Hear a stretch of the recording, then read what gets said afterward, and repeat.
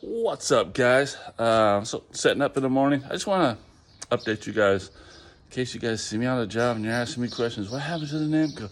What happens to the Namco? All right, the Namco is right here.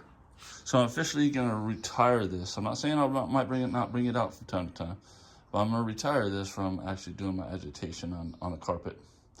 It's just everyday use into this thing, and it's plastic, and it's really not to be meant to be used that often, just in and out of machines, or in and out of the van.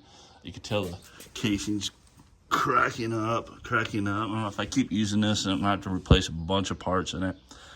The gears strip out on this often.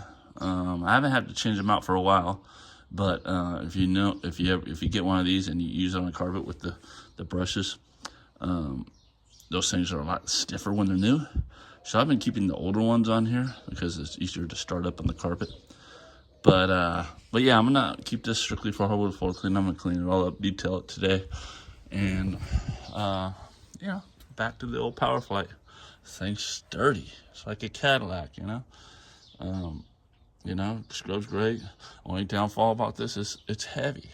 It's heavy to bring in and out of the van, and that's the reason why I got the Namco.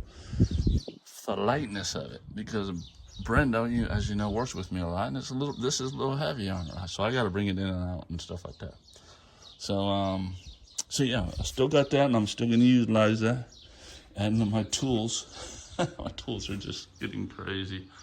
I got my new machine back there, but yeah. So back with the Power Flight. This thing works awesome. It's strong.